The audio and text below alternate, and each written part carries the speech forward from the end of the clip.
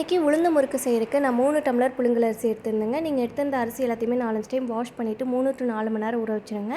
அடுத்து அதே டம்ளர்லேயே 1/4 டம்ளர் மொட்டு உளுந்து எடுத்துக்கோங்க. நீங்கள் எடுத்திருந்த உளுந்து எல்லாத்தையுமே நல்லா கலர் சேஞ்ச் ஆகிற அளவுக்கு வறுத்து எடுத்துகிட்டு ஆற வச்சுருங்க. ஆறினதுக்கப்புறமா ஒரு மிக்ஸி ஜாரில் சேர்த்துட்டு நல்லா பவுடராக அரைச்சி எடுத்து வச்சுக்கோங்க. இப்போ பாருங்கள் 4 மணி நேரம் ஆயிடுச்சு, அரிசி எல்லாமே நல்லா ஊறிடுச்சு. இதை அரைச்சிக்கலாம்.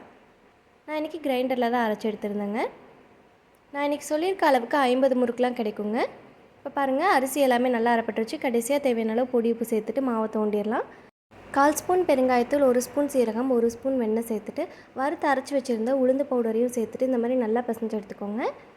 நான் இன்றைக்கி இந்த மாதிரி 3 ஹோல் இருக்கக்கூடிய தட்டு தான் எடுத்துருந்தேங்க. அதை முறுக்கு பொடியில் போட்டுட்டு நம்ம ரெடி பண்ணி வச்சுருந்த மாவு போட்டு புழிஞ்சு எடுத்துக்கலாங்க. இந்த மாதிரி எட்ஜஸ் ப்ரெஸ் பண்ணி விட்டுக்கோங்க, அப்போ தான் ஓப்பன் ஆகாமல் இருக்கும். எண்ணெய் நல்லா சூடானதுக்கப்புறமா நம்ம புழிஞ்சு வச்சுருந்த மாவை போட்டுட்டு முறுக்கு சுட்டு எடுத்துக்கலாங்க.